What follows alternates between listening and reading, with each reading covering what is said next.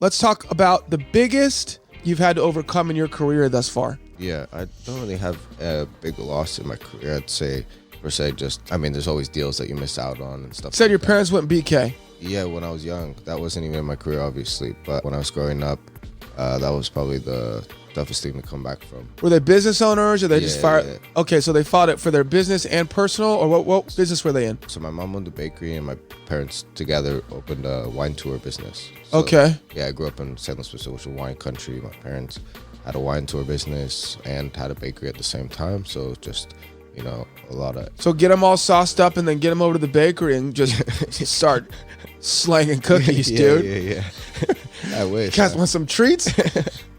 Yeah, but that was interesting as a kid, because you don't really know what's going on and you're just kind of experiencing life and seeing what's going on just keeps you on your toes, Yeah, I think bankruptcy has really, really, really negative connotations, similar to debt if you don't know how to essentially navigate it. There's a lot of words in finance that I think the more educated you become about finances, emotions start to get out of it completely. And that just comes with time, energy, and effort. And again, I don't know what I don't know, but I do know that the first time, something happens to you, it's absolutely terrifying. I have personally never filed bankruptcy, but I know a lot of people that have. I know a lot of businesses that have, and people recover. I mean, look at Donald Trump for obviously the most obvious example. And people use that law to their advantage. And a lot of companies that we know, Fortune 500 companies, have used it. When you're a kid, you don't understand any of that. There's, social pressure, friends. It's scary. Yeah, for sure. What did you learn from it? Honestly, I'd say honestly that you can, like you said, bounce back from anything. Yeah. Like now my mom's the mayor of my hometown and my dad's, Your mom's the mayor of San Luis Obispo? Yeah. Bro, we should be selling real estate there. What up? Yeah, my dad does. Shout out, Mrs. Stewart. Yeah, so anything you can really come back from. And I actually got an escrow yesterday for one of my clients. My homie that I grew up with, played soccer with him growing up my whole life, high school, club soccer. What was in them cookies, bro? She was setting them up for the long play, bro. Yeah, those are the infused.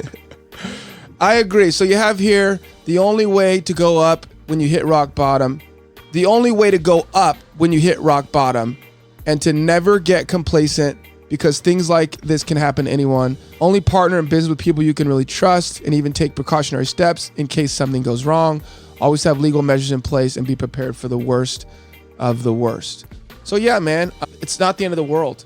No. I posted on LinkedIn the other day that, I didn't die. And this fear thing that we live in as humans, right, as social beings, it's real, right? Because there is connotation associated with words. We do not want to be outcast from society, eternal, right? But you realize too that, hey, dude, if I want to be successful, a lot of times I'm going to have to go against the grain. I'm going to have to go against the herd, right? Doesn't mean I'm going to be mean or caustic or angry. Yeah. It's just I got to do what I got to do to get where I want to go. And sometimes the herd's not going that specific way.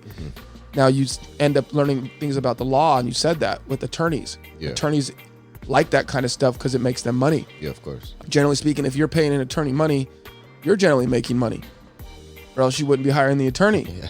So that doesn't come in the job description. Shout out all you attorneys out there. Yeah, man. But once you realize, hey, I didn't die, I survived, you can keep going. Yeah. And then when you're at the bottom, the only way to go is up, and then those things become life lessons. So you learn that, hey, look, I can come back from anything. Maybe that word bankruptcy or the fear of failure became a little less fearful for you. Yeah. And apparently by your actions, you're out there getting after it, bro. Yeah. You're talking to people. You never seem nervous to me, comfortable, well-spoken. Thanks. And that's all important, dude. Yeah. Especially when you're younger, 100%. Yeah. Because my voice is not, I don't have the deepest voice anyways. But when I was your age, dude, I sounded like I was 14. And I'm 42 right now. Imagine how I looked when I was 24, dude. I looked like I was 11 years old. And here I am, closing deal. I set records for selling loans back then. Yeah. Yeah, it was a good thing that we didn't have online then. Oh, yeah. We didn't have like Google Meet or Zoom. Yeah. It was all on the phone. Yeah. They're like, how old are you? Old enough, miss. So let's move this thing forward. Enough with the questions. I'll ask the questions here. All right, so shout out The Office, my favorite my favorite show of all time. Okay, so what did it feel like then? Obviously, we talked about it a little bit. So, you understand how it feels now. What did it feel like when you were actually going through it, when parents were there, mom, dad, and they were like, hey, look, we're broke. We may have to sell the house. We're selling the business. How did you feel? I didn't really understand it. When you're young, you don't really have a full sense of what's going on, why things are happening. You kind of just go with the flow. You're like, they just said, you're not playing club anymore, Grayson. You're going to start playing AYSL again. I'm like, wait. And those new cleats you used to get? Yeah. You better save the ones from last season. Yeah, I don't know. It's just an interesting little mix-up. It's funny because I grew up in San Luis Obispo, which is, affluent town. Yeah. There's not a lot of poverty in SLO. No, not at all. Right. Yeah, so it's like everyone's parents are doctors and, some CEO or own their own company or whatever, so it's like, I'm like, wait, why is growing up, like certain people, they come in, they're 16 and they just got a Porsche or they just got a new Mercedes, and I was like, oh, that's weird. Like I just bought a Kia, with my money that I worked for, being a dishwasher, a referee. I love it so much, dude. So, it just teaches you, and there's, now it's funny because I get those assumptions where it's like, oh, your mom's a mayor, your dad does this, they recently bought a flower shop with family friends, and so it's like, oh, your mom's a mayor, they own this flower shop, like just like a rich white kid from San Luis Obispo, and it's like, but you don't always see through things like that, like people would never be like, hey, Jonathan, like you came from Section 8, like they just assume what they see from the front facing, and that's what's great about this country, because it doesn't matter, Grayson, if you come from $1 billion or you come from nothing. Yeah, you still have the opportunity to get after it. Yeah, we all and make good choices, meet good people, put in the work, time, effort, and energy, and you're gonna bear the fruits of what you essentially plant in the ground. Mm-hmm. And I love that. Yeah. Because people are always comparing themselves to somebody else, and I don't even think that's the right attitude. You compare yourself to how you were yesterday, or compare yourself to how you were a year ago, right? That's what you should be doing. Yeah. Because I've never walked in a billionaire's shoes, or the son of a billionaire. Yeah. Or the grandson of a billionaire. Yeah, none of the above. You think that, their life's easy, but no one's life is easy, dude. Everyone has a story. They have different challenges. And the same thing for the kid that, has been poor his entire life. Or, people with disabilities. And I think that's why it's so important to be thankful, right? No matter what state you are, be grateful. Like I used to have this thing when I was probably your age. It popped in my head one day and it stuck with me.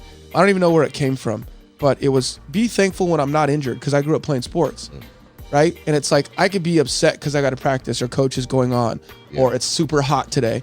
I'd rather be out and I got to practice because the homies are going to do the thing, right? Yeah. And I'm still working. Mm-hmm. But it's like, dude, my ankle's not broke. Yeah. And then when you get an injury, you tear an ACL and you see your boy who's on crutches for 6 months. Yeah. So be thankful that you're able to run that day. Even right now, I run often. And I'm on the treadmill and I post a lot. But bro, I'm thankful that I can hit that treadmill at 42. Because when 80 comes, brother. Yeah. So it's all mindset. A lot of it's mindset, being thankful for the ability and what you have right now today, and try to continue to get better. And back to that point, I kind of digressed there a little bit. But yeah, dude, growing up in an affluent town, seeing your friends with, a lot of nice things that you potentially didn't have or had to go out and earn. At the end of the day, bro, it doesn't matter. Good on them. God bless them. That's not the road that I'm on. Yeah. I'm earning my stuff. Mm-hmm. And, we'll see how it all pans out, bro. Yeah. I love that, because for me, Section 8 welfare, as we talked about, I dealt with that my whole life. Yeah. People going to the river, that's a big thing where I'm from. People going out to the desert, they had toys, toy haulers. And that was the thing, right? Yeah. Who has the nicest boat? People going on trips. And I was broke, dude. I would get to go to the river sometimes when I was with my friends, and it was like, those boats and jet skis weren't mine. Yeah. You know what I mean? I was hanging out. Yeah. But then you realize, dude, you get your own stuff too. All that stuff requires work. When you end up buying those toys and stuff, that requires work. Yeah, later on. It does. And those payments, and they're always broken. And it's like, yeah, man, just don't be envious of other people is one of my opinions about life, or one way I try to live my life, because you don't know. Yeah. Things look a certain way. Social media is the same way. Things look a certain way. When you meet someone and talk to them, you'll see what the real is. Yeah. Love that, dude. All right. So in hindsight, you see it as you're grateful for the struggle. It always pushed you to work hard and make your own way rather than your parents or other people. Yeah. mean, just like a lot of people are very dependent on whether it's their parents, Pop's money. yeah, their uncle, whatever it is, or even like an older sibling or something. But I don't know. It's good to pave your own way, whether no matter what you're doing, real estate, corporate world, whatever it is. If you can pave your own way, then you're gonna be fine at the end of the day. Love it. Yeah. But we're not gonna turn away that flower money. You know what I mean? I wish. Yeah. Yeah. If it was handed, it is what Keep it is. slanging them daisies, Mrs. Stewart. All right. Yeah, I don't know about that.